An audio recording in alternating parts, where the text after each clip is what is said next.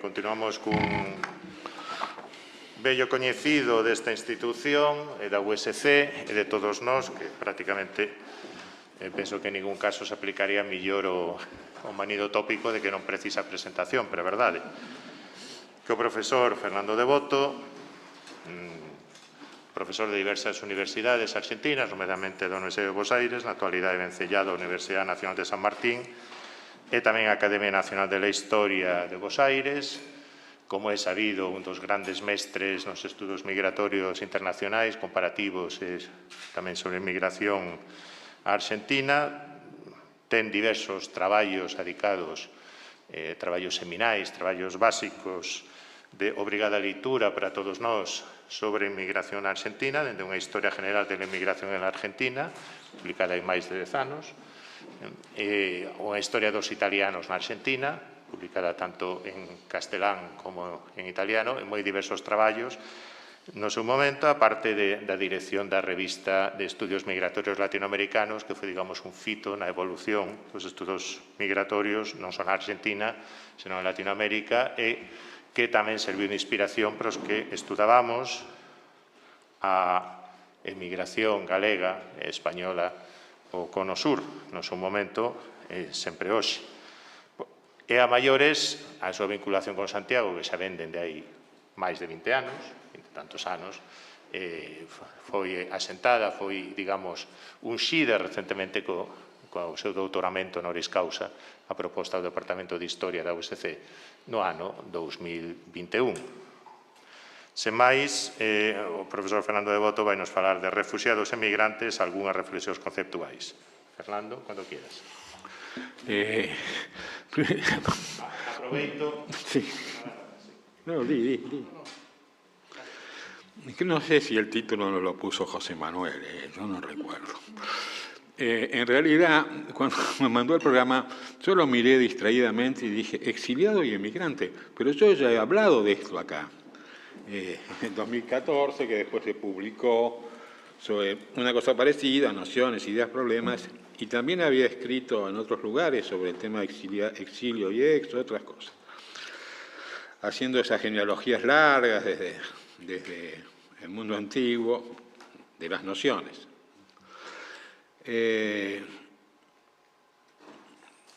Por otro lado, como ustedes saben, emigrante también significó exiliado y viceversa, y haciendo otro juego de palabras, el exiliado era también un emigrante.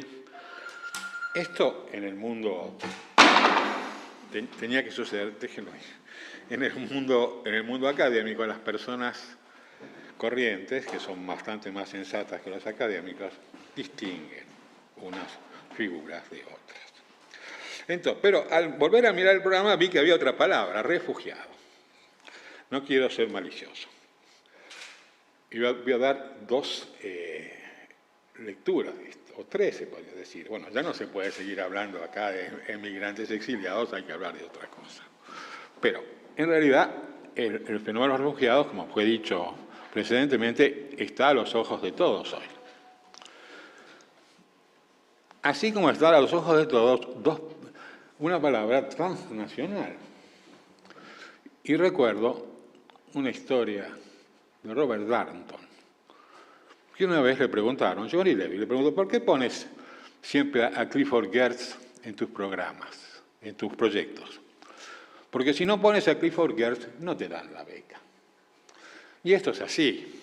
Entonces, tenemos una idea buena, positiva, y esa idea positiva es que el historiador dialoga con su contemporaneidad. Y otra idea menos interesante, que es que el académico dialoga con los climas de su tiempo y con las lógicas que dominan esos climas. Cuando yo empecé a estudiar no había becas, nada. Yo iba al archivo por mi propia cuenta, pero esto hace demasiados años. Dicho eso, y me voy a portar bien porque Federica me dijo, portate bien, porque la última vez acuérdate del escándalo que hiciste en París y no te invitaron más, así que me voy a portar bien. Bueno, ahora empezando a hablar en serio. Recordé que también había escrito sobre refugiados hace 20 años, un trabajo se llamaba Inmigrantes, Refugiados y Criminales de Guerra, la vía italiana hacia la Argentina. Entonces, voy a tratar de hablar de refugiados. En lo poco que sé, porque los expertos son ustedes. Yo ya, aparte de lo poco que sé, la mitad me lo he olvidado. La noción era antigua, fue recordado. Al menos aplicada a los hugonotes, siglo XVII. Pero no voy a ir tan atrás, sino que en algún momento voy a hablar, que creo que también tú mencionaste, la ley de 1832 del gabinete Guizot durante la monarquía de Julio, para resolver una cuestión particular, que era la cuestión de los exiliados, llamados en ese caso refugiados polacos de la guerra ruso-polaca. Y eran sobre todo, eran 7.000, que era un número muy grande, y eran en gran parte militares. Lo que tiene que ver con algo que tú también dijiste, que es que efectivamente fueron confinados en villas, en determinadas villas, porque eran un peligro, no solo porque eran muchos, sino por esta misma condición. Pero entonces, esto ya lo perdí, igual vos sabes que me acuerdas cuando quieras, que no pasa nada. Quisiera empezar con una noción de Bergson, de Henri Bergson, que dice así: no vemos las cosas en sí mismas. La mayoría de las veces nos limitamos a leer etiquetas pegadas sobre ellas. Esta tendencia, nacida de la necesidad, se ha acentuado aún más bajo la influencia del lenguaje. Porque las palabras, con excepción de los nombres propios, designan géneros. La palabra que solo registra la función más común y el aspecto más banal de una cosa. Se interpone entre ellas y nosotros y esconde su forma a nuestros ojos. Si esta forma no estaba ya escondida detrás de las necesidades que crearon la palabra misma. Es una conocida frase de Bergson que está en un libro que se llama Sobre la risa, por otro lado, que quería decir sintéticamente que detrás de la etiqueta hay muchas más cosas que lo que la etiqueta define, en tanto esta tiende a aplanar los fenómenos hacia el tipo normal o más frecuente, suprimiendo la diversidad de posiciones y de situaciones. Y en este caso, además, ¿cuántas etiquetas? En su bello libro, Ramón Villares, Exilio Republicano y Pluralismo Nacional, nos recordaba además que había muchos otros términos en circulación con relación a aquellos que tuvieron que abandonar España durante o luego del desenlace de la Guerra Civil. Desterrados o transterrados, emigrantes o emigrantes políticos, refugiados o miembros de un éxodo.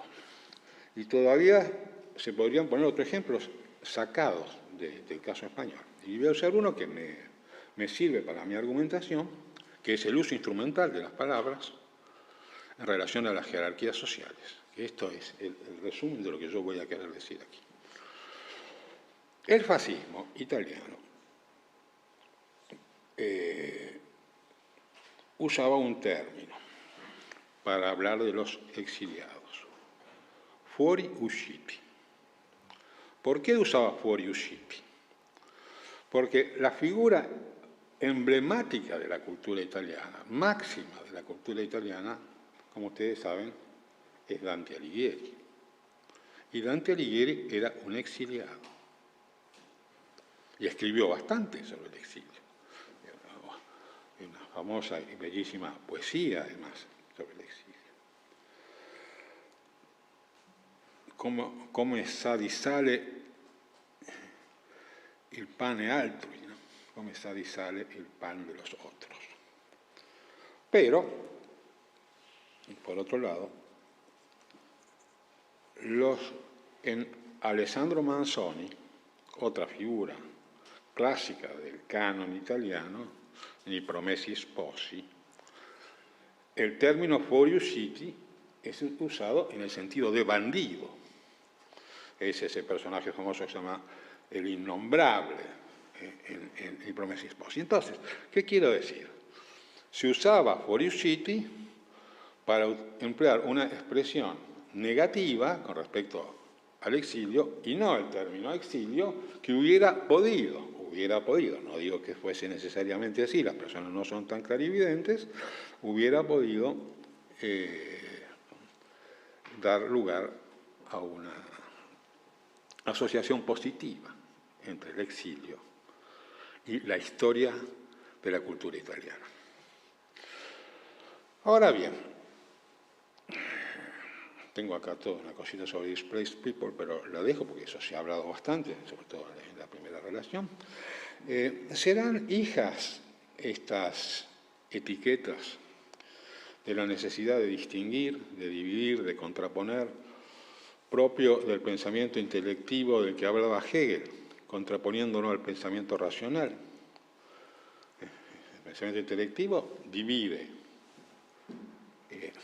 primariamente, el pensamiento racional reunifica, ese pensamiento dialéctico. O en cambio, será hija de la manía tipológica habitual en algunas ciencias sociales, o de cambios conceptuales a través del tiempo que espejan transformaciones en las experiencias sociales. Por otra parte, ¿cuántas de esas palabras procedían, algo se aludió antes, de las propias personas involucradas, y cuántas de decisiones administrativas ajenas a las mismas, y cuántas aún de creaciones de intelectuales y eruditos, el término de trasterrados, de elementos josegados? O sea, eso no era una categoría que un exiliado corriente hubiera tomado para sí, salvo que formase parte de un ambiente intelectual, digamos así, que consumía la literatura de élite producida por el exilio. Entonces, no cierro la cuestión, la dejo abierta. Sí podría cortar por lo sano y en línea con los nominalistas, para los cuales, como saben, no hay manzanas en general, sino manzanas rojas, verdes, grandes, chicas, etc. Y alguien, esto es una malignidad, pero nada, ¿no? Y alguien aquí podría haber recordado lo que había dicho de Mestre, ¿no?, a propósito de los derechos del hombre, que no conocía al hombre, conocía a los hombres. Como alguien podría decir que uno no conoce al refugiado, conoce refugiados. Y eso que tienen un nombre y apellido, una vida, una trayectoria distinta a las de otros, como nosotros mismos aquí. Pero eso nos llevaría a otros problemas y haría que aquí terminase mi ponencia, lo que quizás no estaría tan mal. Hay alternativas menos drásticas, y una es permanecer con los historiadores que defendían una concepción ideográfica, es decir, individualizadora y singularizadora del estudio del pasado, que implica una atención a las diferencias en los procesos, no en los individuos. O sea, lo contrario de lo que podríamos llamar la historia transnacional de hoy, ¿no? Diferencias temporales y diferencias espaciales. La otra, admitir que las diferencias entre lo que quiere indicarse con esas palabras no son siempre claras y un solapamiento entre lo que implica una y lo que implica otra son monedas corrientes de hibridaciones que ocurren en este y en cualquier otro caso. Yo acá tenía unas definiciones de la OIM con respecto a refugiado y desplazado. Refugiado, persona que debido a fundados temores de ser perseguida, de 51, de ser perseguida por motivos de raza, religión, nacionalidad, pertenencia a determinado grupo social u opiniones políticas, se encuentre fuera del país de su nacionalidad y no pueda, o a causa de dichos temores, no quiera regresar a él. Desplazadas, personas que se han visto forzadas u obligadas a huir o abandonar su hogar o su lugar de residencia habitual, en particular como consecuencia o para evitar los efectos de un conflicto armado, de situaciones de violencia generalizada, de violaciones de derechos humanos o de catástrofes naturales o provocadas por el ser humano. Ustedes me admitirán que no es tan sencilla la distinción entre una definición y otra definición. Como se ve, y pese a provenir de una misma fuente, ambas definiciones se solapan y es difícil sin agregar otras palabras que aclaren o amplíen la etiqueta. distinguir de qué estamos hablando, ya que así presentadas las cosas, la posibilidad de intercambiabilidad entre las dos etiquetas es muy alta, con excepción posible de que la definición de desplazado habla también de desplazados internos y no internacionales. El ejemplo presentado nos obliga a volver a mirar algunas de aquellas nociones y etiquetas y antes de hacerlo señalar unas cuantas cuestiones de orden general. La primera, ya indicada, es que las palabras no son neutras. Y aplicar a una persona una u otra etiqueta, ya que hay muchas posibilidades, implica un prejuicio, positivo o negativo, o un grado de deferencia social, como así también connota un juicio de valor acerca de la persona a la que se le aplica. En cambio, y acá yo introduciría una distinción que se ha popularizado bastante, que es la distinción emic-etic, o sea, la perspectiva de los nativos y la perspectiva de los investigadores, que no son las mismas, ni utilizan las mismas, esa definición de Kenneth Pike, ¿no?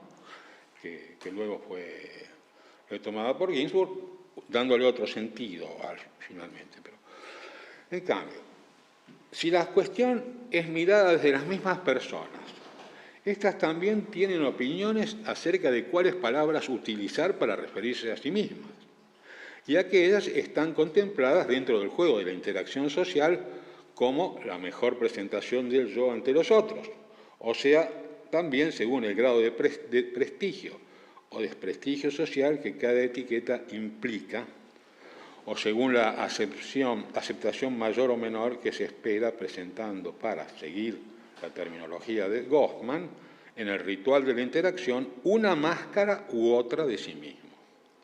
Desde luego que aquí bien podrían contraponerse, al modo de Max Weber, una relación medio-fines, ahora voy a poner un ejemplo, con una relación medio-valores. ¿Qué quiere decir esto? Que si mientras los primeros tendrían en relación medio-fines, tendrían a presentarse como lo que presumían era la mejor etiqueta para obtener un resultado, por ejemplo, construir un trabajo, ser aceptados en el nuevo ámbito de sociabilidad, según su percepción del mismo, los segundos priorizarían, por ejemplo, las implicancias políticas o ideológicas de su opción, en tanto la presentación del yo es aquí una acción política que trata de vehiculizar un mensaje. Hay algún ejemplo que luego voy a poner que muestra esto bien, que es el ejemplo de Hannah Arendt, ¿no? Ustedes conocen el texto de Hannah Arendt, Nosotros refugiados, donde dice, bueno, no dice así, pero todos estos canallas que han venido acá quieren presentarse como otra cosa y no como lo que son, que es como refugiados. La opción de Hannah Arendt es una opción ideológica, o sea, la opción de las otras personas es la opción de las personas corrientes. ¿Cómo me van a aceptar más? ¿Si me presento como refugiado o si me presento como emigrante? Entonces, desde luego que estas etiquetas pueden aplicarse a un individuo, pero más a menudo a un conjunto de individuos. Y bueno, y acá está lo que procede de arriba, lo que procede de abajo. Lo que procede de arriba, en estos casos, son en general, al menos inicialmente, categorías administrativas, construidas desde los estados o de lo que acá se han llamado, podemos discutirlo, asociaciones internacionales como la Liga de las Naciones o las Naciones Unidas, que en realidad son consorcios de estados. Y en esos consorcios de estados, para clasificar, ¿por qué la distinción? Después, bueno, para clasificar, identificar, distinguir y controlar a grupos de individuos. Aquí argumentaremos entran los refugiados y más raramente construcciones intelectuales independientes. En cambio, perdón que acá tengo una redundancia, pero eso es por improvisar, los grupos humanos constituyen etiquetas de un en sí, o en los términos de Robert Merton, de un grupo de pertenencia. Las primeras son clasificaciones abstractas, pero que pueden pasar a las segundas, es decir, que un grupo social construido a través de una identificación externa, yo digo, usted es un refugiado, le doy un papelito o lo que fuere, puede asumir como tal la atribución por parte de los otros. En esto pasa en estos casos y en otros. Empero, para que esto, dejar Hegel y todo esto, y Gauss y todo eso, evitar que esto sea una pura reflexión abstracta, pongamos algunos ejemplos. El ejemplo ya de Foriusiti ya lo usé, pero está también el ejemplo Mazzini y Garibaldi para el caso de Italia. Pero un segundo ejemplo que me pareció interesante es la conferencia de Evian sobre los refugiados judíos que impulsó, como ustedes saben, el presidente Roosevelt en 1938, en la que la Argentina participó a través de Tomás Le Breton, que hizo un discurso pleno de ambigüedades y reticencias. Decía, sí, nosotros siempre hemos recibido inmigrantes, pero tienen que haber trabajado 5 años como agricultores, porque si no, bueno, entonces todas estas definiciones se pueden dar vueltas. Entonces las definiciones adoptadas por los organismos internacionales son instrumentalizadas por los estados nacionales, según sus beneficios o no. Ahora, si miramos las consideraciones finales de la conferencia de Evian, considerando que la cuestión de la emigración involuntaria ha asumido grandes proporciones y ha afectado a numerosas personas y ha devenido un problema de liberación intergubernamental. En la consideración segunda se agrega que la emigración involuntaria de un largo número de personas de diferentes credos, condiciones económicas, profesiones y oficios, desde el país o de los países donde había sido establecidos,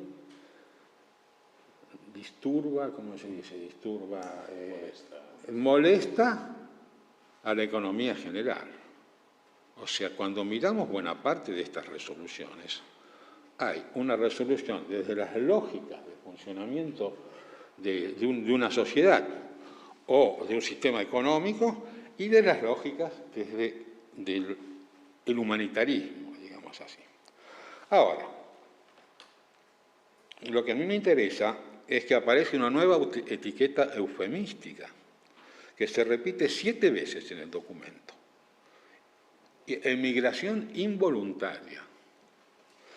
En otros 2 casos, en las consideraciones finales, se apela a la expresión personas que deben emigrar de sus países y en una a la palabra éxodo, para aludir a un proceso que debía ser sustituido por una emigración ordenada. No reaparece, por lo tanto, en el texto la palabra refugiado. Es claro que se trata este texto, el resultado de que nosotros tomamos los textos normalmente como una totalidad, que tienen un productor. Pero los textos son resultados de estos textos, de mediaciones entre personas, en este caso entre naciones. Unos quieren poner unas palabras, otros quieren poner otras. Y este es un texto que se pudo firmar siendo un texto completamente lavado, que en realidad no dice nada, ni promete nada, ni resuelve nada. Recuerdo que en Evian participaron 32 naciones, ¿no? De las cuales muchas latinoamericanas, como 10 eran latinoamericanas, entre ellos algunas argentinas, entre ellos la Argentina, Brasil también. La idea de que el término refugiado connotaba algún tipo de problema, valorativo, digamos así. Se puede ver en otros casos, y yo voy a poner acá, sin ser un experto y para que ustedes me refuten, algunos ejemplos. Si volvemos a lo de Hannah Arendt, es evidente que las personas que usaban la expresión inmigrantes o newcomers y no la expresión refugiados para definirse a sí mismos, querían cancelar un pasado. Es evidente que no querían estar asociados con un proceso que había sido muchas veces de doble migración, ¿no? emigración de Alemania a Francia y de Francia a los Estados Unidos. Pero esta voluntad de borrar las huellas del pasado y la secuencia,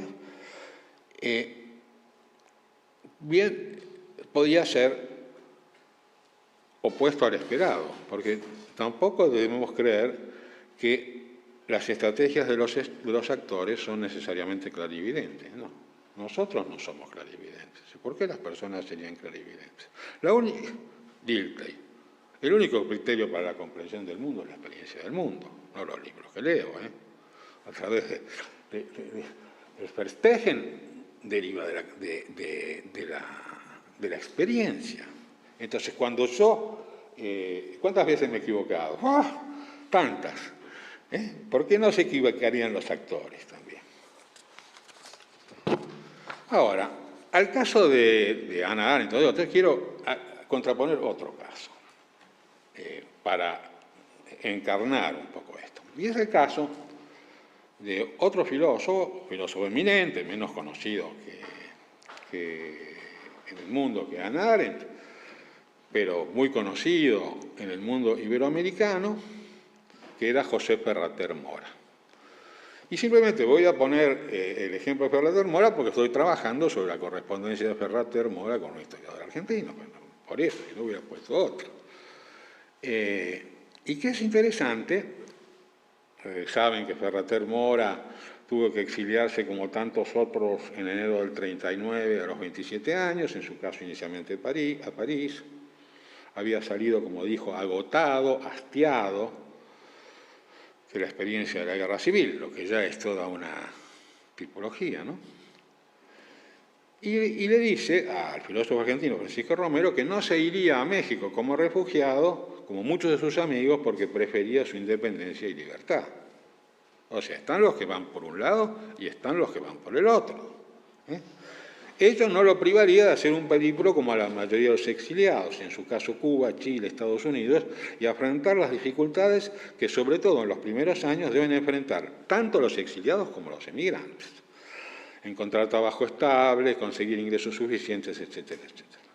Sin embargo, en su rara correspondencia con el historiador José Luis Romero, que esta la he visto solo yo porque no está en el archivo Ferrater, está en el archivo Romero, Ferrater Mora nunca alude a su condición de exiliado. Nunca. Son 30 y pico de cartas. Nunca. Y tampoco hablan en la correspondencia nunca del exilio. No. Se habla ocasional e indirectamente de las penurias que genera algo innominado que es el exilio.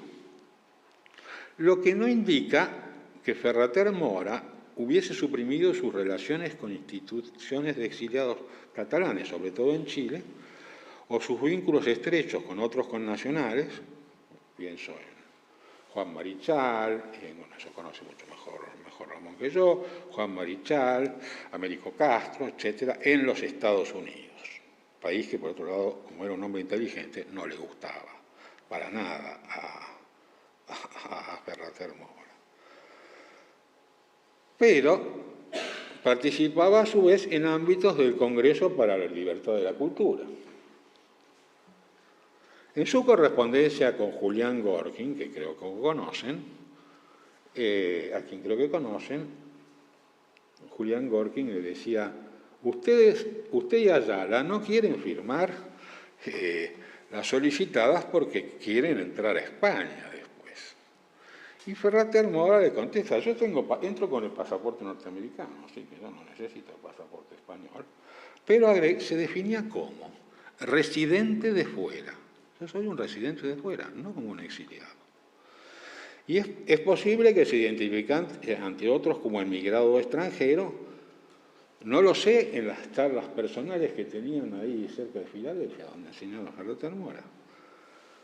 O sea, no fue una vida sin compromiso, a su modo, ni asimilacionista, como definía Hannah Arendt.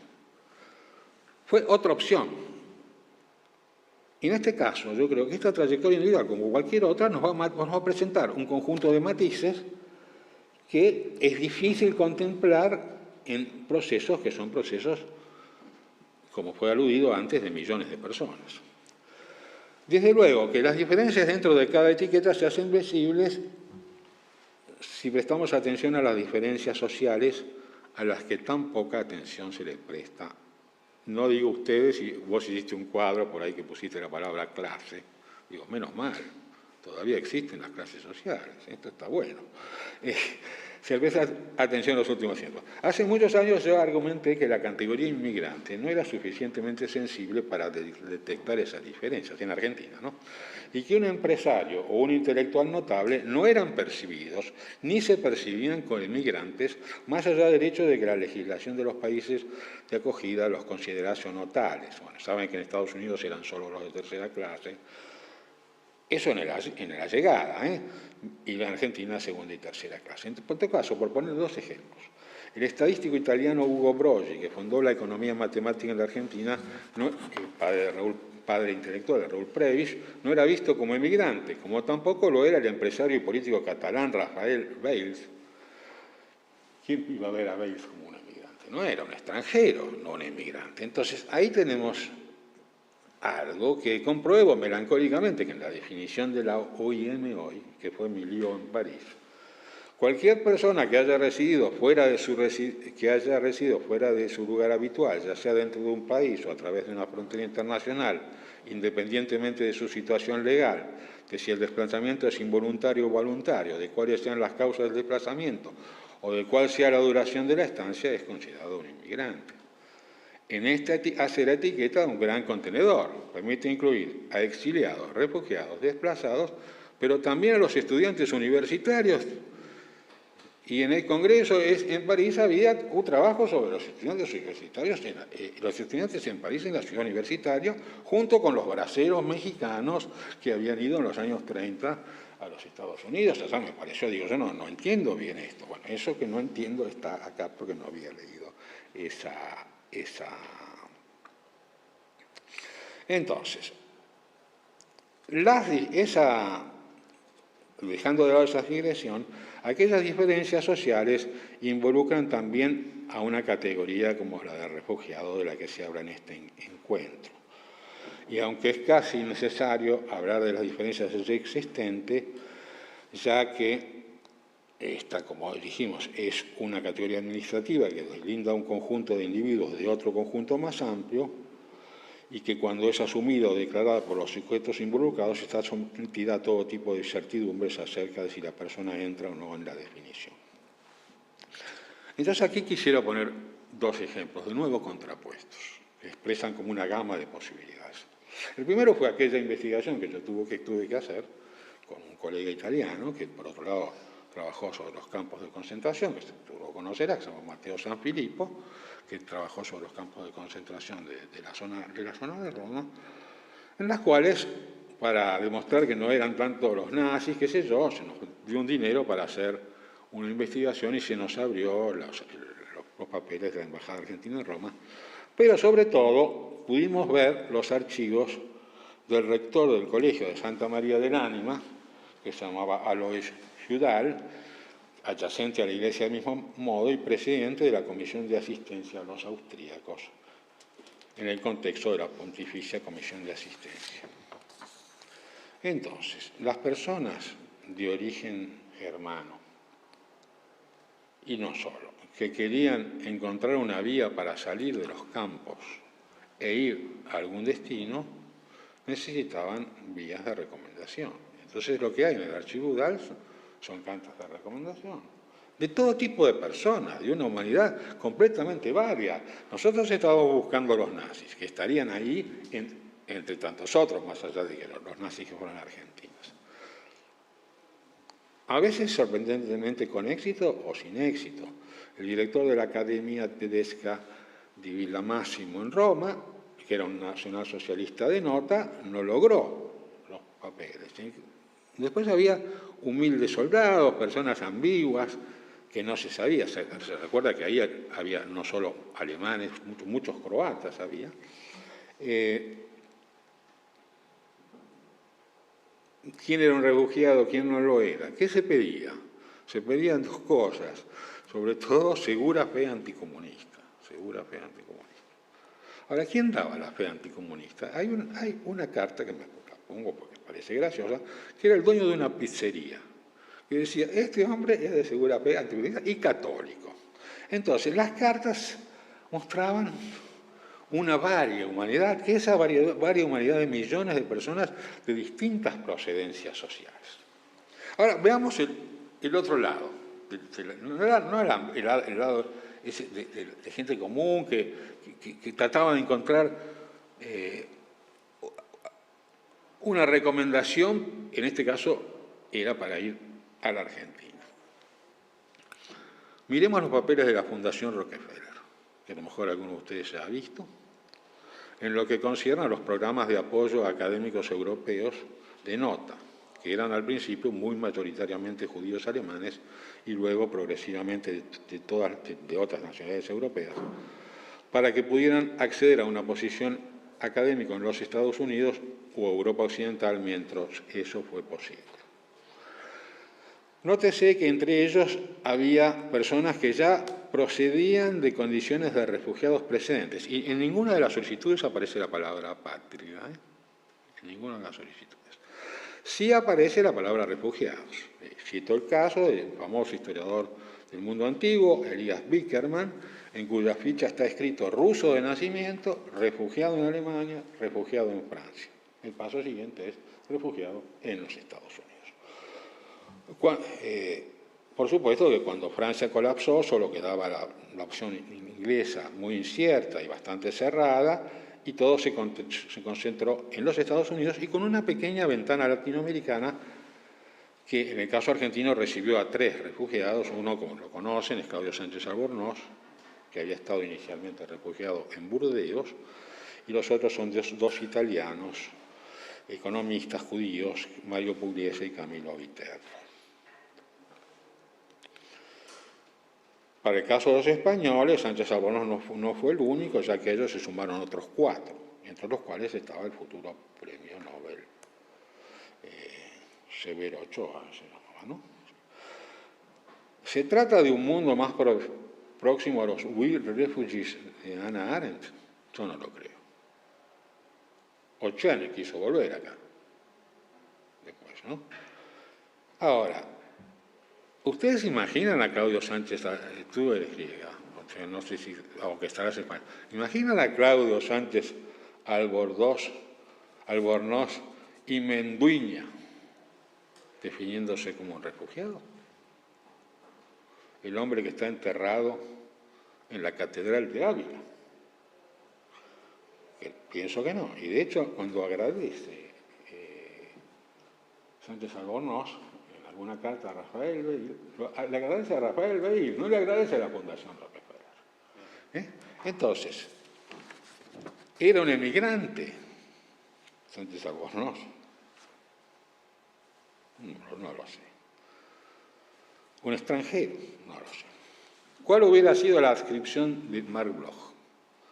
El documento interno de la Fundación Rockefeller, en el fascículo Mark Bloch, que describe su caso y aconseja aprobar la ayuda para él y su familia, como ustedes saben, él decide no ir, lo define como refugee scholar. Y sin embargo no agrega justificaciones humanitarias, sino su excelencia académica eminente en el campo de la historia agraria, que era un campo, dice el funcionario de la Fundación Rockefeller, poco desarrollado en los Estados Unidos. En realidad, en los documentos que consulté para el periodo 1936-1940 de la correspondencia interna y externa de los funcionarios, la palabra empleada, mayoritariamente, antes se hacían estas cosas, 186 veces en singular y 90 en plural, es la palabra refugiado. Sobre otras, deposed scholar, 45, emigré o emigrés, 13, y exil, 17, pero de las 17, 13 veces se refiere a la University in Exile que la New School había creado adjunta a ella. Pero si nosotros no miramos estos documentos, ¿cómo se llamaban los programas de ayuda de la Fundación Rockefeller? El primero, 1933-39, se llamaba Special Research Aid Fund for Deposit Scholars, para académicos de puestos. Y el segundo es Emergency Program for European Scholars. No aparecen nombrados como refugiados. ¿Estoy tirando demasiado de la cuerda? Es posible, solo una conjetura. Pero para ciertos actores de otra extracción social o de otra expertise profesional,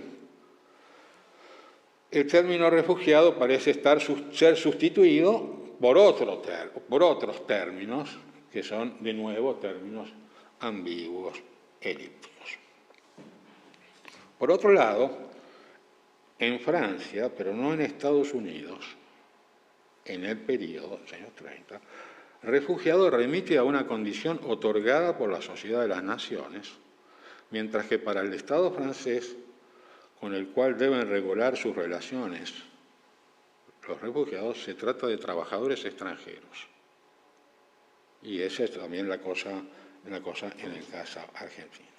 Es decir, sometido a otras reglas que limitaban en mucho el alcance de la noción de refugiado y que lo asociaban a cualquier inmigrante que se llamase trabajador extranjero, por ejemplo, tener un precontrato de trabajo, condición que fue aplicada sistemáticamente a los armenios, a aquellos a los cuales la Liga de las Naciones había dado el pasaporte nazi, y menos sistemáticamente a los rusos precedentes. Argentina es un caso, digamos así, bastante semejante. En cualquier caso, esas definiciones jurídicas dicen y no dicen, en la perspectiva de los sujetos involucrados, sean nacionales o extranjeros. El término refugiado no connota ningún prestigio, me parece. Hoy puede ser distinto, Soy historiador, o sea que pongamos contexto, contextualicemos. No parece, digamos más prudentemente, no parece connotar ningún prestigio. Es preferible el de emigrado, y acá aparece este tema que para el caso español y quizás para otros latinoamericanos lo es el término exiliado. Lo que explicaría la enorme difusión del término exiliado relacionado a las personas que tuvieron que huir de España. Y no el término refugiado. Se habla de refugiados a México, sí, pero en Argentina nunca he encontrado yo que se hablase de los republicanos como refugiados. Se hablaba como exiliados, no como refugiados. Aun si la palabra exiliado, hasta donde he visto, no se usaba en la España del siglo XIX, es una palabra de uso relativamente tardío. Por supuesto que estos exiliados republicanos eran denominados refugiados en la misma Fundación Rockefeller o en la Conferencia Internacional de Refugiés Español de 1939. Geneviève Dreyfus-Armand cita por su parte numerosos documentos del Ministerio del Interior francés, por ejemplo, la Instrucción General sobre el Hébergement des Refugiés Español de 1937, leyes y decretos del gobierno Blum, que definen refugiados españoles. Y sin embargo, el término, hasta donde he podido ver, parece menos empleado por los mismos republicanos exiliados. O es apenas una ilusión óptica. Y ahí pido ayuda. Y voy a poner un ejemplo para mí desconcertante. Es la ambigüedad terminológica que parece rodear al CETARE, creado en México para ayudar a los españoles que llegaban. En artículos académicos aparece algunas veces mencionado como Comité Técnico de Ayuda a los Republicanos Españoles y en otras como Comité Técnico de Ayuda a los Refugiados Españoles. Incluso en un artículo de la prestigiosa historiadora Clara Lila aparece citado de un modo y de otro, en el mismo texto. Quieren decir dos cosas, ¿no? O republicanos o refugiados. Como no he visto las actas de la fundación de esta institución, no puedo resolverlo. Creo que 3 comentarios pueden hacerse aquí. El primero general es insistir no solo sobre la ambigüedad de las nociones que esconden las etiquetas, sino sobre la proximidad o solapamiento de unas u otras.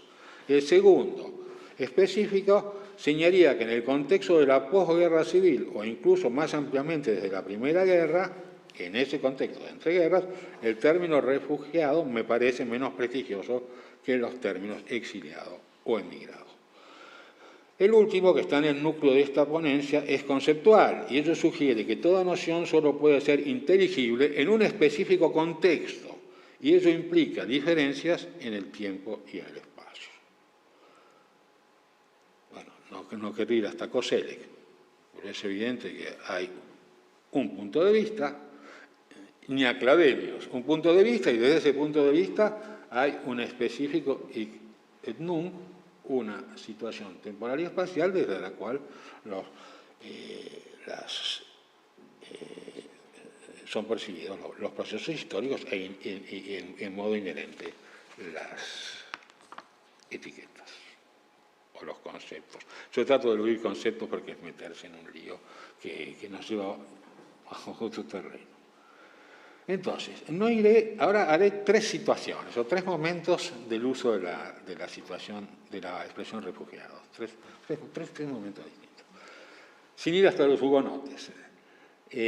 La expresión es de uso habitual en los informes conservados en los archivos nacionales y en el Quai d'Orsay en Francia, según lo observado por Janine Ponty, por parte de los funcionarios administrativos de la Restauración y de la Monarquía de Julio. Así se encuentran legajos sobre refugiados portugueses, españoles, italianos, piemonteses, alemanes, en un arco temporal que va de 1814 a 1849. Por supuesto que hay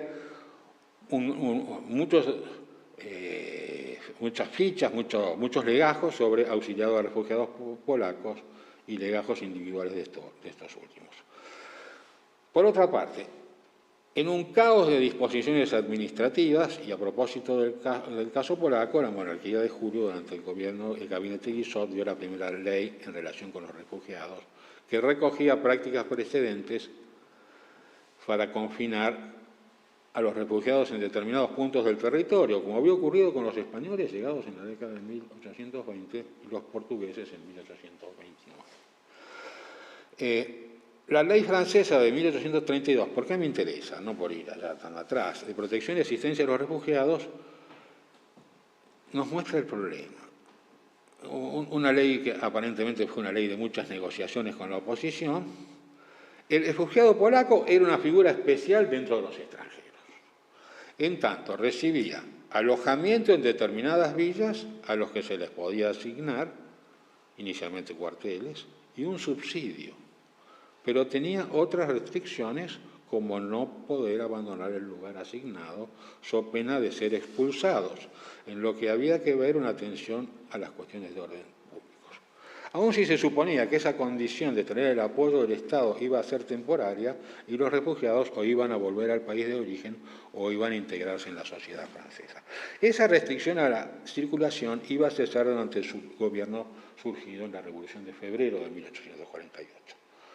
Sin embargo, una enmienda de gran importancia, la del 32, indicaba esto, que los extranjeros que residieran en Francia y no fueran subvencionados por el Estado tenían plena libertad de movimiento y ningún vínculo diferente a los ciudadanos franceses.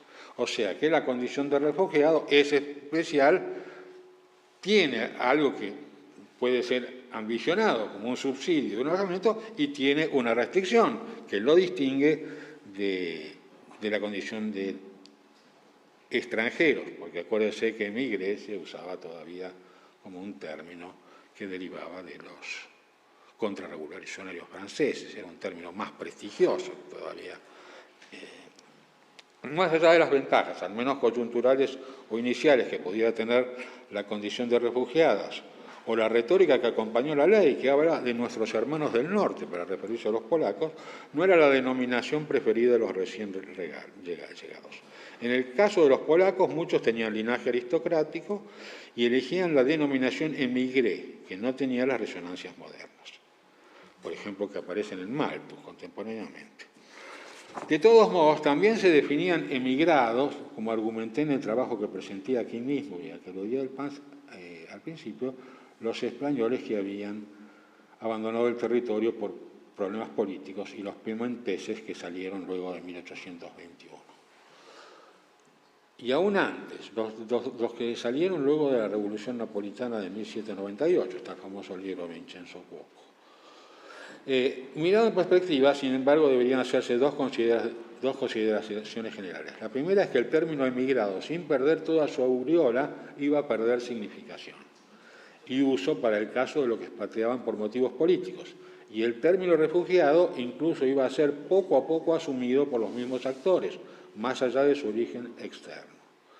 Aplicado a los sucesivos arribos producidos por las secuelas de revueltas fracasadas como las sucesivas a 1848, o luego por aquella de las guerras franco-prusianas, pero también a los militantes revolucionarios, ella iba a generar la búsqueda de instrumentos para definir quién tenía derecho a ser considerado el refugiado y quién no.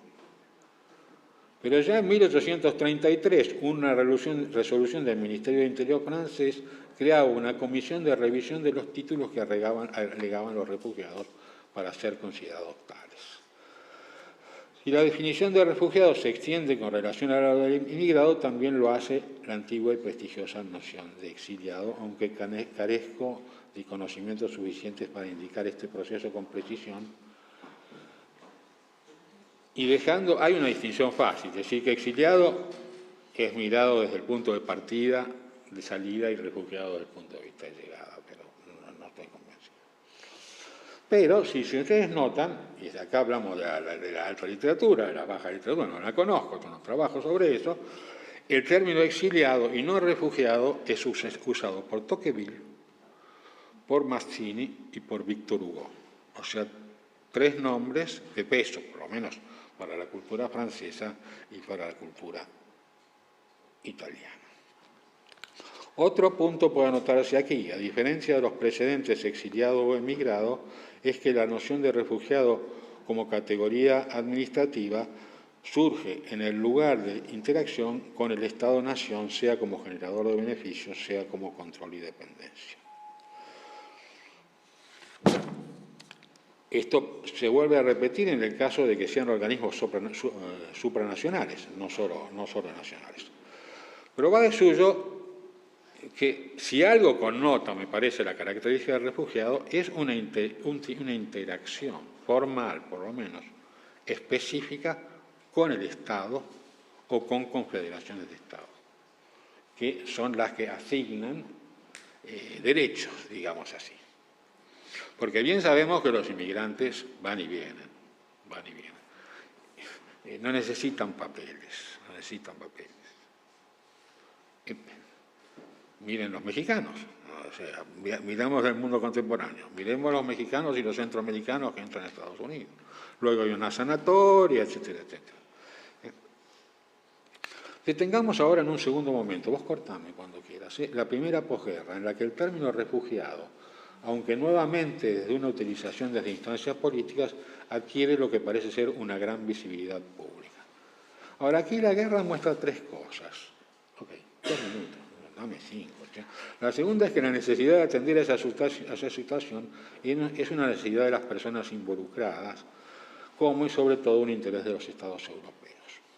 Yo creo que acá hay una cosa para hacer paralelamente, que es seguir el empleo del pasaporte, ¿no?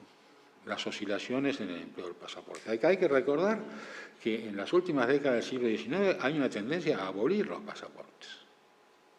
¿Sí? Y que es recién, digamos, a fines del siglo XIX, la Immigration Act de 1891 norteamericana, las disposiciones alemanas de 1879 que establecían la necesidad de pasaporte, hasta entonces no requerido, para los rusos, la ley italiana de 1901, la ley francesa de 1893, que en realidad requiere un documento de identidad válido. Sin embargo, la mayoría de los países no requería pasaporte ni documentación similar para traspasar las fronteras. Nosotros hacemos muchas veces proyecciones hacia atrás de realidades. ¿Qué cambia esto? La guerra cambia esto. La guerra hace que se reintroduzca el pasaporte, por ejemplo, en Inglaterra, por poner un caso, y la inmediata posguerra por el problema del refugiado. Entonces, el problema del refugiado nace también de una transformación de la dinámica de generación de papeles por parte de los estados nacionales y de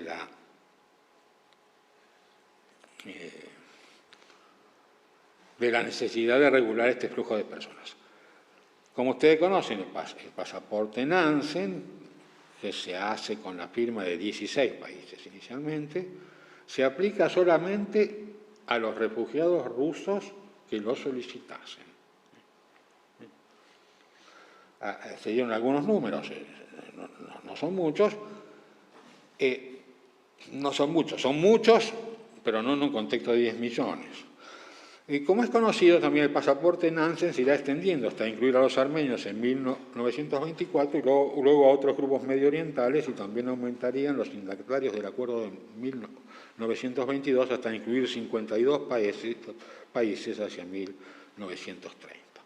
Nótese al margen que será en un acuerdo de 1928 que recién ahí que el pasaporte Nansen adquirió algunas funciones reales que lo acercaban a un pasaporte, como en brindar al alto comisionado para los refugiados y sus delegados que lo aceptasen ciertas funciones de tutela de tipo consular, en especial en Francia y Bélgica. Nótese también que será recién y acá yo tengo una discrepancia, en 1926 en que aparece la primera definición de refugiados. Para mí esta es la primera. Refugiado ruso, toda persona cuyos de origen ruso, bueno, no las leo, y después están los armenios. Ahí hay dos definiciones, por lo que quieran se las doy, que están en esta resolución, que son las únicas que hay durante todo el periodo de las sociedades-naciones. En 1933, sin embargo, hay una convención que establece otras cosas, que son wishful thinking, ¿no?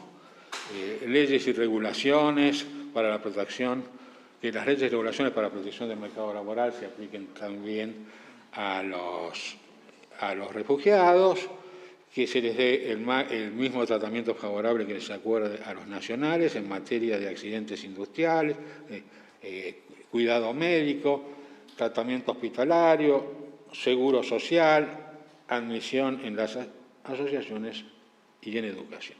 Por supuesto que esta resolución de la Liga de Naciones después tiene que ser aplicado por los estados. Sin embargo, en muchos aspectos, la crisis económica mundial de 1930 y los contrastantes intereses de los estados harán que las disposiciones se apliquen poco. Y ahí eso se muestra en qué, en las dificultades para acordar el estatus de refugiados a los judíos, que van a esperar hasta 1938, más allá de que hay un limitado acuerdo en el 36. O luego para los refugiados españoles, que hay que esperar hasta 1924. También hay un dossier, todo un dossier sobre eso en los papeles de la Liga de las Naciones, que están por otro lado en Internet, porque yo no los he visto ahí, que muestra que la iniciativa es una iniciativa francesa, es una iniciativa de Gaulle, el conceder, aunque ustedes no quieran a los gabachos, para conceder el estatus de refugiados a los exiliados españoles. Última cosa. Todas definiciones excluyen, incluyen y excluyen. La Constitución de la Organización Internacional de Refugiados del 46, donde se habla de refugiados genuinos, o sea, ya ahí tenemos un elemento que dice, vamos a ver quién. A la hora de definir quiénes tienen derecho, a las víctimas de los regímenes nazifascistas, de los regímenes, de los regímenes que participaron junto a ellos,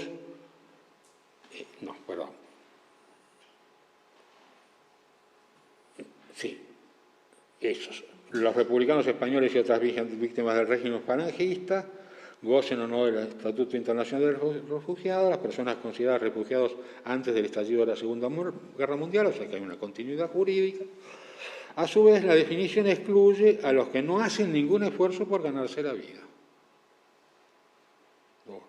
A los criminales de guerra, a los que persiguieron a poblaciones civiles, a los que ayudaron a fuerzas enemigas, a los criminales de derechos comunes y a las personas de etnia alemana. Si no hay alemanes buenos y malos, hay simplemente personas de etnia alemanas.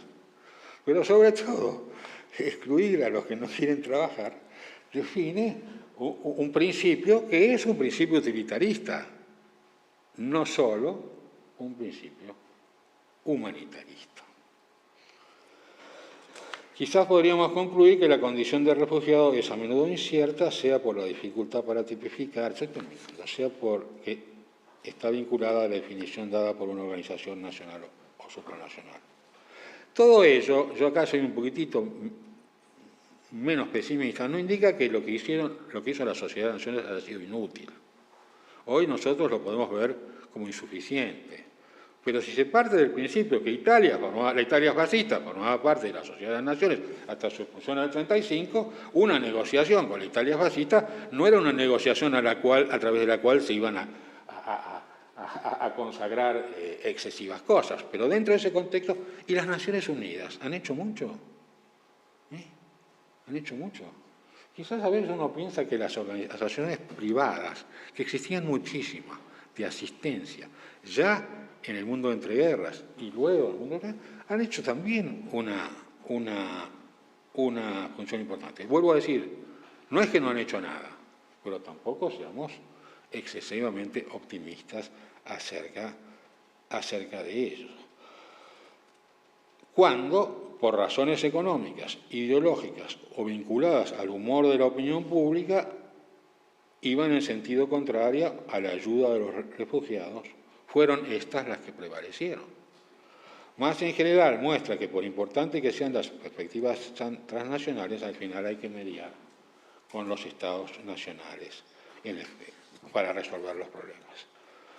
Si volvemos luego de este recorrido a nuestras etiquetas, es evidente que a lo largo del siglo XX las naciones refugiados e inmigrantes se fueron diferenciando, aunque nunca totalmente, ya que en buena medida dependían de la autodeclaración de esas mismas personas. La bona fede de la que habla la Constitución de 1946, aunque en realidad era de sus estrategias de supervivencia por un lado y de la voluntad política de los estados nacionales. Y acá estamos siempre en lo que sabíamos los estudiosos de la inmigración, el gato contra el ratón. El gato que quiere cazar al ratón y el ratón que quiere evitar que el gato lo case. Más complejo me parece el problema de la relación entre refugiado y exiliado, aunque a priori parezca sencillo. Me parece a mí, hipótesis, exiliado, una categoría que emerge mucho más de la sociedad civil, mientras que refugiado, una categoría que emerge mucho más desde el Estado. Pero eso habría que ver. Nuestro problema, de todas maneras, puede resumirse así. Multiplicar las etiquetas tratando de dar de ellas definiciones rígidas o hacer de ellas un empleo metafórico. Para el investigador las cosas no son tan complejas, ya que él puede elegir, pero nunca encuentro esta afirmación, ya que él puede elegir el uso que quiere hacer. Basta simplemente decir, voy a emplear las nociones de esta manera y voy a esforzarme por distinguir entre ellas, o no. Como otras veces he dicho, las propiedades no están en los objetos, sino en las elecciones del sujeto. Y ahí termina, y perdón por pasarme, pero a los viejos hay que darle un poco más de tiempo.